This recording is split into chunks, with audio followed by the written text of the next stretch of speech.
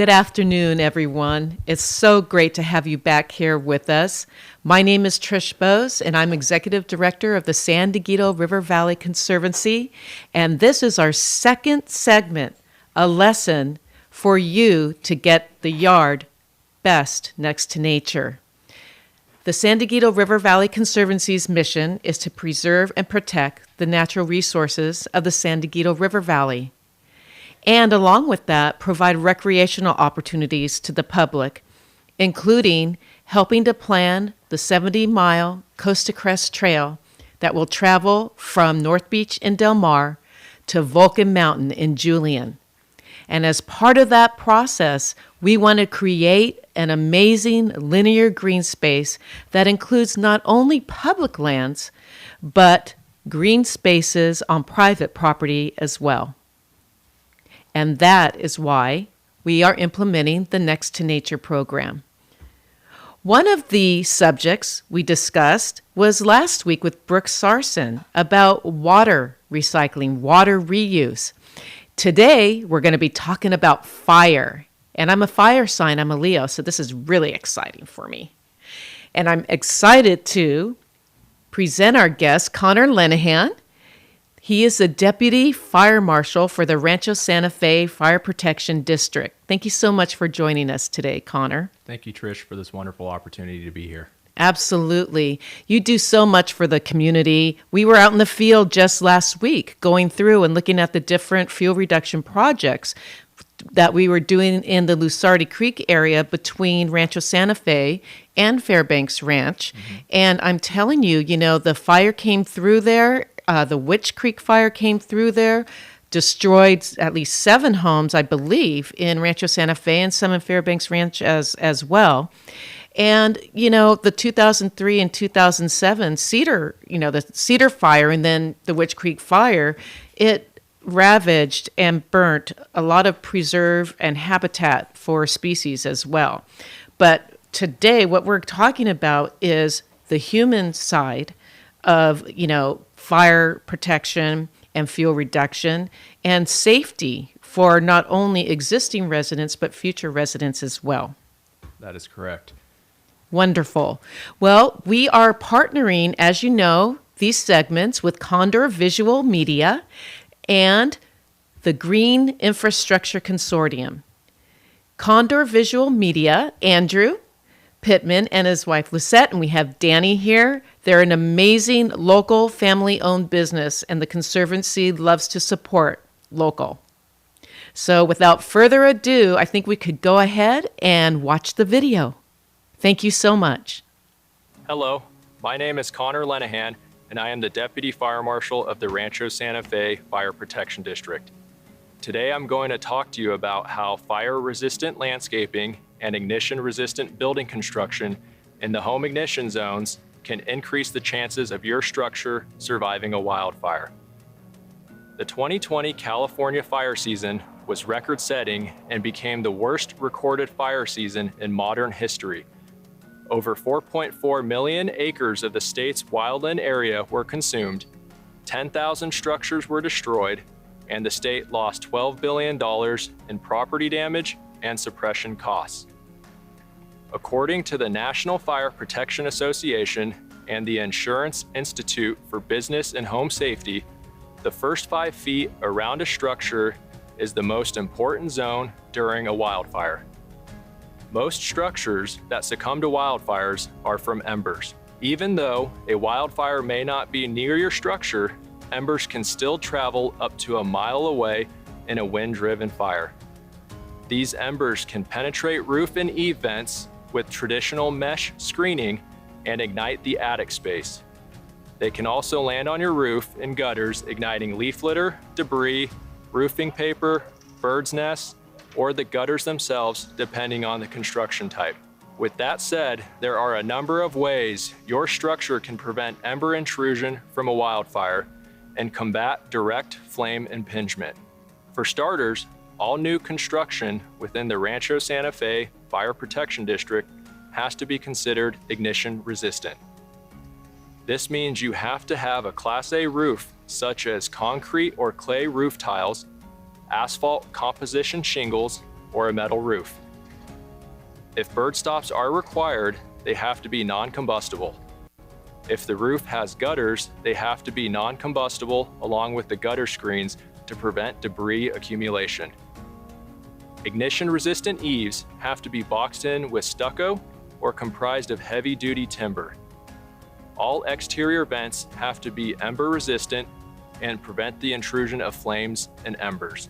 Some manufacturers that make these ember-resistant vents are Brandguard, O'Hagan Fire and Ice, Vulcan, and Embers Out.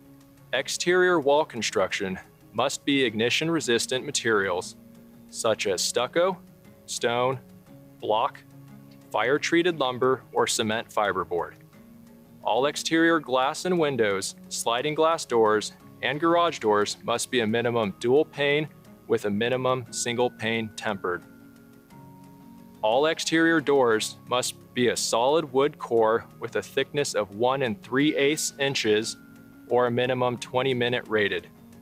All gaps around garage doors that exceed 1/8 inch must have weather stripping to prevent ember intrusion. Lastly, the first 5 feet of fencing attached to a structure needs to be non-combustible. Some examples of this include stucco, block, wrought iron, and fire-treated lumber. As of January 1st, 2020, San Diego County, including the Rancho Santa Fe Fire Protection District, started enforcing the home ignition zones on all new landscaping and construction. These zones are broken up into 3 distinct zones. The immediate zone is located within the first 5 feet around the structure and is measured along a horizontal plane from the exterior wall surface. This zone shall be constructed of continuous hardscape or limited fire-resistant plantings acceptable to the fire authority having jurisdiction. Vegetation in this zone shall not exceed 18 inches in height and irrigation is required. All combustible materials, including mulch, shall be prohibited. Mulch can ignite easily from embers and can produce enough heat to catch your building paper on fire through the weep screed at the bottom of the exterior walls. By limiting the quantity and height of vegetation in this zone, you decrease the chances of a window blowing out due to direct flame impingement against the structure. Some great fire-resistant alternatives to combustible mulch are decomposed granite, rock, gravel, sand, and bare mineral soil. The intermediate zone is located 5 to 50 feet from a structure and is measured along a horizontal plane. This zone shall consist of drought-tolerant and fire-resistant plant species and be equipped with irrigation. Vegetation in this zone shall be moderate in nature and increase in height as you get further from the structure. Vegetation should not exceed 10 feet in height and tree canopies should not exceed 30 feet in height. Trees and large shrubs shall be limited to a maximum of 3 per grouping with mature foliage separated horizontally by at least 10 feet between groupings. This will prevent fire from traveling like a wick from grouping to grouping. Any sort of dead vegetation needs to be removed from this zone along with maintaining weeds to less than 4 inches in height. The use of mulch is allowed in this zone, but should not exceed 3 inches in depth. Plant species deemed highly flammable shall be planted a minimum 30 feet from any structure. Some examples of highly flammable vegetation include bamboo species, acacia species, eucalyptus species, pepper trees, conifers including junipers, cypress and cedars, and palms with fibrous tissues. Some examples of highly flammable palm species are Canary Island date palms, Mexican fan palms, California fan palms, Pindo palms, Kentia palms, Hesper palms, Mediterranean fan palms, windmill palms, and pygmy date palms. Firewood inside this zone shall be neatly stacked a minimum of 30 feet from all buildings and structures. Cords of firewood shall also be maintained at least 10 feet from property lines and not stacked under any tree canopy drip lines. The extended zone is located 50 to 100 feet from a structure and is measured along a horizontal plane. If planted with ornamental landscaping, this zone shall consist of drought-tolerant and fire-resistant plant species. Vegetation within this zone should be moderate in nature and continue to increase in height as you get further from the structure. If there is no ornamental landscaping in this zone and you abut native chaparral, then a fuel modification takes place. Native vegetation and fuels in this zone shall be reduced by at least 50% through thinning, limbing, and removal. There should be a minimum 6 to 10 feet of vertical fuel separation between the tallest shrub and lowest hanging tree branch. Any dead vegetation shall be removed, and all weeds and annual grasses need to be less than 4 inches in height. The use of mulch is allowed in this zone, but should not exceed 3 inches in height. By planting fire-resistant landscaping, maintaining the home ignition zones, and having an ignition-resistant structure, the chances of your structure surviving a wildfire increase significantly. The overall goal of these home ignition zones is to slow a wildfire down as it approaches your structure while giving firefighters a safe place to work. By limiting combustibles within 5 feet of your structure, you minimize the potential for ignition to take place from embers. Thank you very much for your time and for this educational opportunity. For more information, please visit our website at www.rsf-fire.org.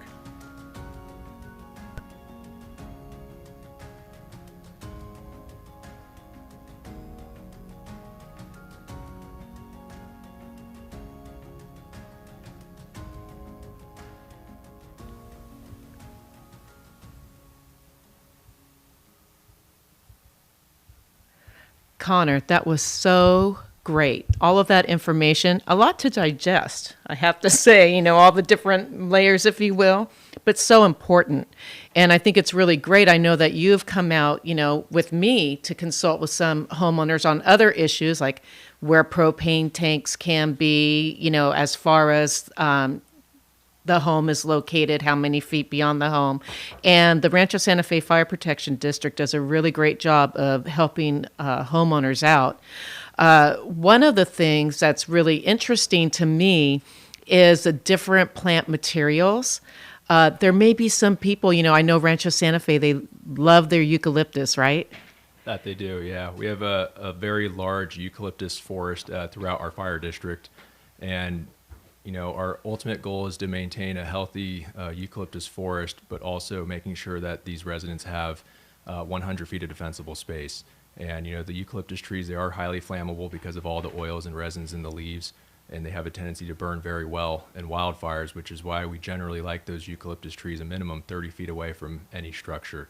And also, if there are any diseased or dying trees, they're constantly the red gum eucalyptus trees in our district are being affected by the red gum lerp psyllid, which is another big issue that we're having.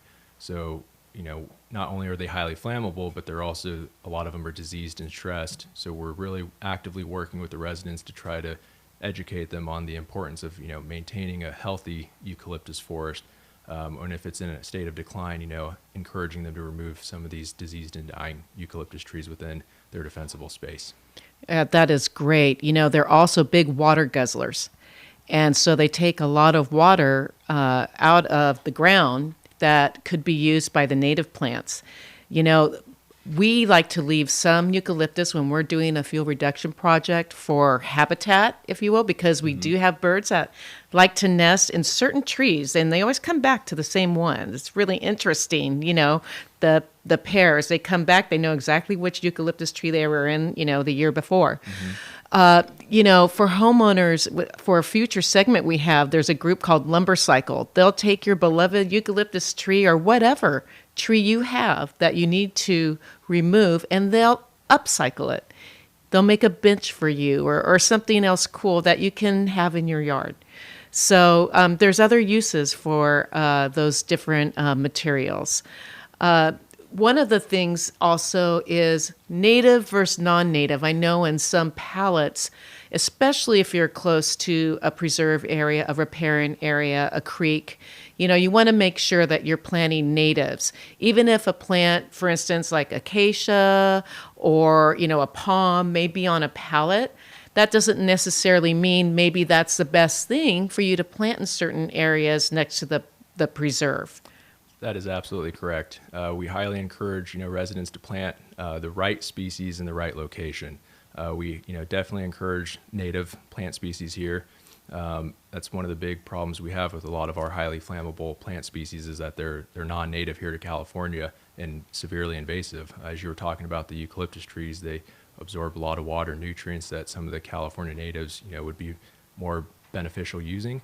But also, when you try to remove a lot of these invasive species, it takes a lot of repetitive maintenance to get rid of them. Even though you cut down eucalyptus trees, arundo, palm trees, you always have them the second and third generation regrowth. And unless you stay on top of it, it's really hard to eradicate them, so to speak. And that's one of the big proponents that we're really pushing these residents, especially along river bottoms, is making sure that they're planting native species and not just the really attractive palm species, from a flammability standpoint, but also to enhance the river bottom. We've gotten a lot of support, not only from the governmental agencies, but the private landowners.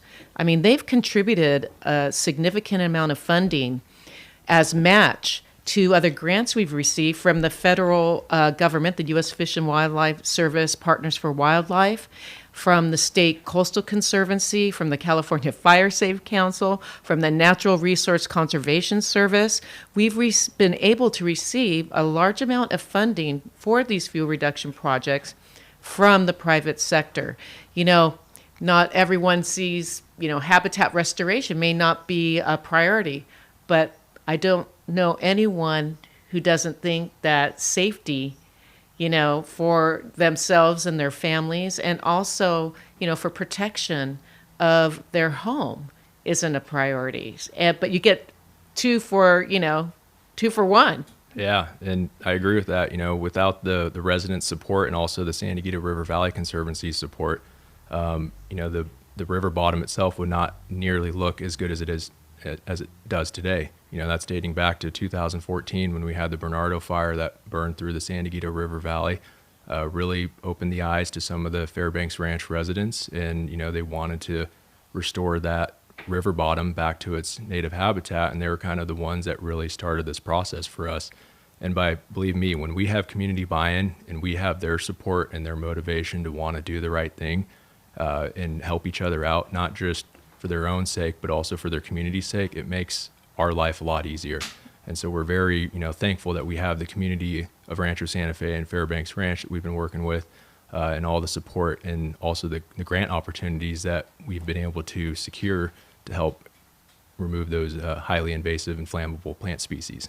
Right, and I know that the County of San Diego Board of Supervisors really recently adopted an ordinance looking at using native plants, and they want to rethink their whole biological ordinance or biological mitigation ordinance, and wildfire protection. They're having all their county departments that deal in fire safety, fuel reduction, go over their ordinances, go over their policies and their guidelines, and make sure that they're taking into account the safety of their residents. I mean, we went out with Supervisor Desmond's staff last week with Donna Cleary, and it is a priority for them, the protection of their residents from fire.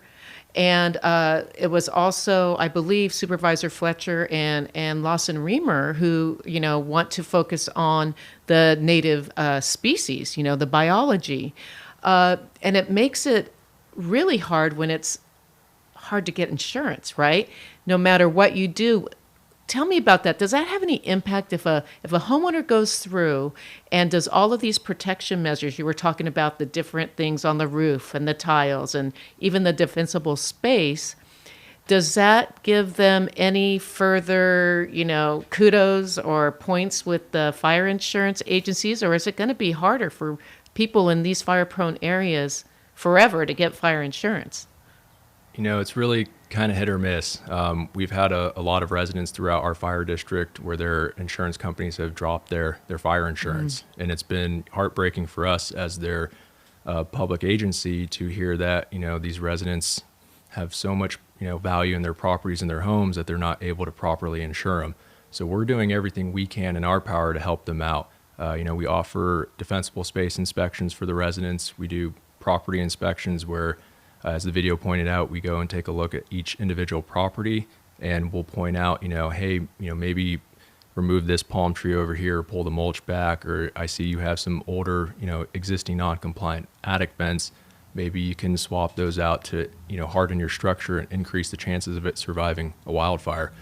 And when we were meeting with Supervisor Desmond's staff last week, Donna brought up a great point where it's not just Rancho Santa Fe, it's really county-wide. If we lose one structure Absolutely. in a wildfire, it raises everybody's insurance rates. And I think that's what the state of California is really having a hard time, grasping, is all these mega wildfires that are happening year in and year out. They're becoming more frequent. We're losing more and more structures, and some of them are built with ignition-resistant materials. Others are older, existing non-conforming homes. So I think it's not just a community effort, but a statewide effort to try to solve this issue of finding that balance of building construction features, the amount of money it's going to take these residents, but also making sure that the insurance companies can properly insure them. Absolutely. I remember 2003, the Cedar Fire was the largest fire in California. And now, they've just gotten exponentially bigger. And, I hear a lot of people say, well, you have to clean off the debris from, the forest floor or the habitat. And I think, in some cases, that means getting rid of those non-invasives that are covering the ground. There's the castor bean, the tamarisk, arundo. What is the difference between the native plants and the invasive plants? Is one more flammable than the next? Or it just seems that because they take up so much water and they dry up everything else around it, that's what causes fires to grow. It's a lot of different aspects that we look at. Native plants sometimes are just not as dense as some of the invasive plant species. They're California natives. They're used to experiencing wildfires and regenerating and repopulating after the fact. They're here for a reason. They like our climate, and they're inherently fire resistant for the most part. Doesn't mean they won't burn, but they'll regenerate. As far as the invasive species, a lot of them have different characteristics which increase the flame lengths and also the BTUs that are produced in these wildfires, whether it's oils and resins in the leaves, just the dense nature of the vegetation itself. A lot of them cause what we'd have the ability to transmit a ground fire into canopies. When you have arundo, palm trees, and eucalyptus trees that are kind of taller growing plant trees and shrubs, it increases the fire behavior. It allows these fires to maybe escape the ground and get up into the crowns and canopies of these trees, which make it a lot harder for wildland fire crews to fight. Right. That's when the ashes fly. When you're talking about how they can fly, more than almost a mile away, up to a mile away. And I think that is interesting whenever they're covering fires. You have one house that's totally burned to the ground. The one next door isn't touched.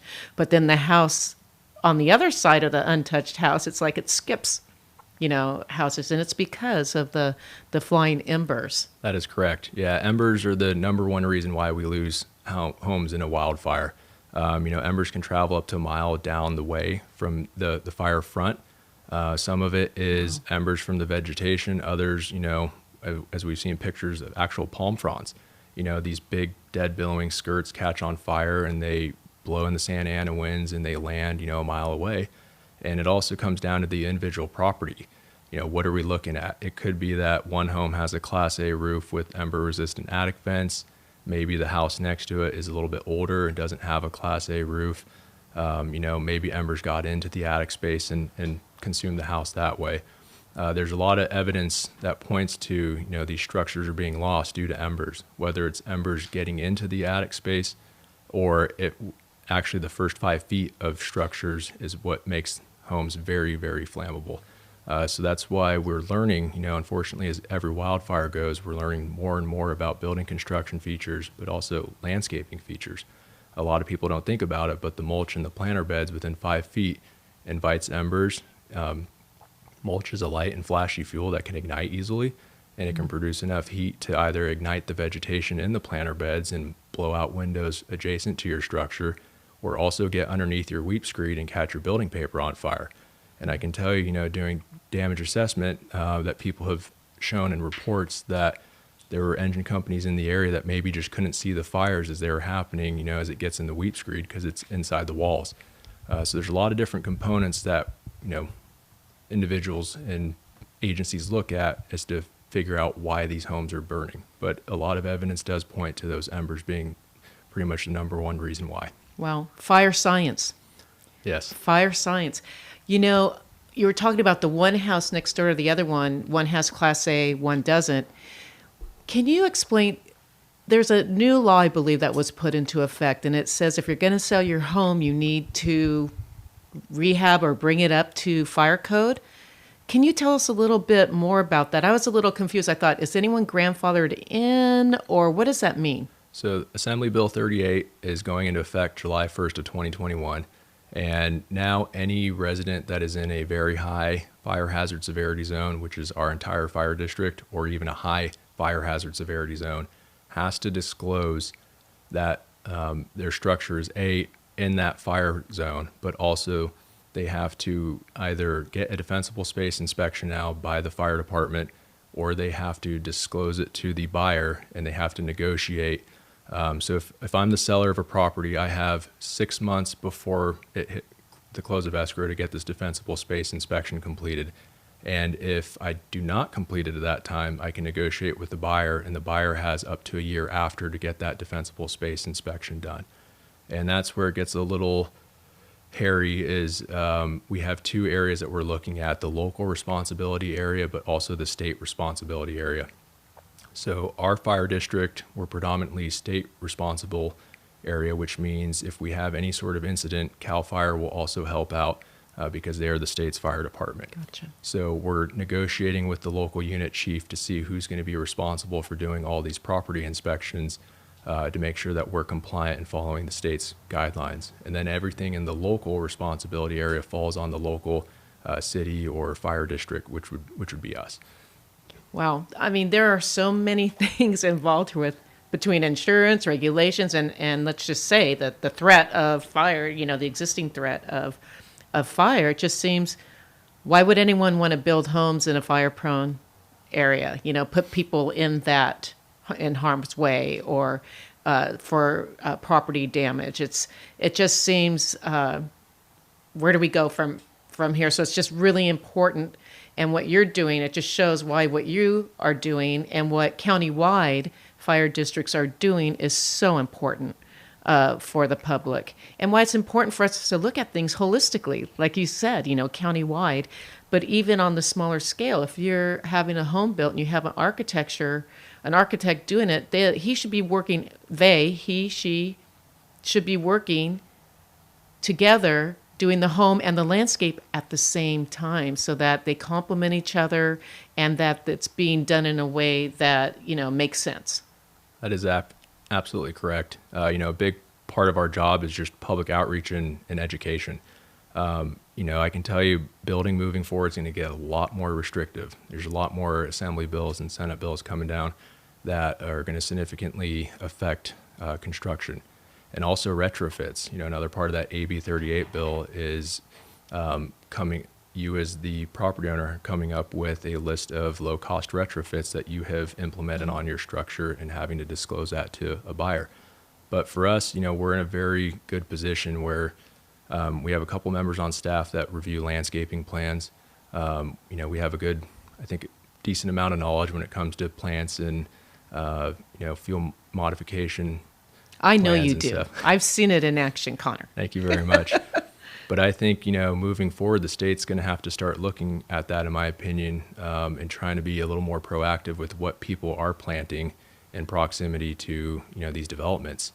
For me, I don't think anyone wants to see these communities being built in high fire hazard severity zones and then allow people to plant, highly invasive and flammable plant species that are potentially going to compromise their structure. So I think moving forward, again, it's just the educational aspect of it. It gives us a great opportunity to educate the public and architects on the importance of planting the right species and right plants in the appropriate locations. Wow. Well, we have a question Okay. on our little chat here from Blanca. This is a loaded question, pardon the pun. What should we expect this fire season? I think every year, unfortunately, we're gearing up for a bad fire season. I know, especially here in San Diego County, us in northern San Diego County have been fairly lucky in the last couple of years. We haven't really had any major incidents that have gotten out of hand. Well, I take that back. We've had a couple.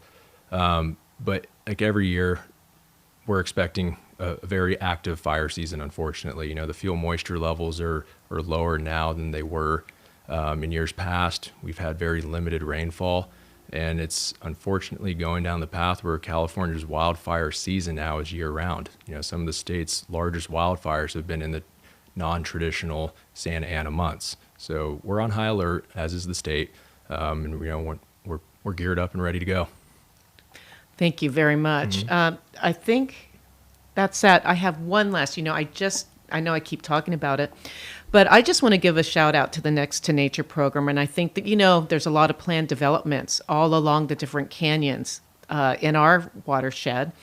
And I'm just wondering, it would be great if you're a homeowners association and, you are near a preserve area, let's get together. Let's talk about, maybe revamping or reconsidering some of the plantings that you may have in your community. I think it's interesting. I don't know how they're going to handle that AB 38 or SB 38. It's been a long time since I've been in politics. No worries. But, how these different units and different homeowner associations are going to be handled. It would seem it would make more sense for the community covenants, conditions and restrictions to include the different things that are being required by the legislation so that not each individual property owner has to do that. Yeah, that's very good advice. Again, it comes down to the public education and outreach aspect of it. I know for us, all these Senate bills and Assembly bills are coming down at different times, and it's hard for us to keep up. So I can only imagine what it's like for a homeowners association to keep up with it. But we, highly recommend. That's people got to talk to each other. They got to look at different avenues for research and for educational opportunities and for information. And I think that's one thing Next to Nature's been very good at, is reaching out to the community and offering their services. And, people just have to be receptive to and be open to it. Right. And like you said, Next to Nature, this program, it's not just for the San Diego River watershed. It is for all over San Diego County or other areas in the state. Take it, copy it. We don't care. Plagiarize us. This is something that is for the good of all of the people that live here in San Diego, Southern California, and the state. And, we are here for you, right? We're here for you. We're here to assist you. All the different fire districts. If you're not in the Rancho Santa Fe Fire Protection District, you are in a fire protection district, or you're in the city of San Diego, call them. I know they will have information for you. We also have a list of resources on our Next to Nature page at sdrvc.org, which is our acronym, San Diego River Valley Conservancy.org. And, don't hesitate to call us. We also still have a phone, 858-866-6956. And I actually remembered it as I was saying. I'm like, we do have a phone, but do I remember the number? Good thing I did. We want to thank you, Conor, for being here with us today. Thank you so much to you and to Marlene Donner, the fire marshal, and to Chief Fred Cox also. We really appreciate all the support we've gotten from the Fire Protection District with all of our plans going forward. Thank you to the Green Infrastructure Consortium for co-sponsoring this with us, and Condor Visual Media for its amazing production value, and also REI Co-op, who funded this with a generous grant. Don't forget, this link will be available, and you can like it and you can share it all over. You can share it all over with all your families and friends. If you know people that live in a fire-prone area and may find this information interesting, whether or not they're in San Diego, if they're in Southern California, they'll certainly be able to identify with the information that we have here. So water, today's fire, and then coming up on June 21st at 4 o'clock is site design with Cody Harrison. And don't miss that. We actually go out live on scene. Well, actually, it's a video of a live on scene. Does that make sense? Perfect sense. Perfect sense. So Cody Harrison is going to be giving a consultation to a homeowner. So if you're thinking about revamping, relooking at your landscape so it's the best yard next to nature, you won't want to miss it. Thank you so much again for tuning in, and we'll see you on June 21st.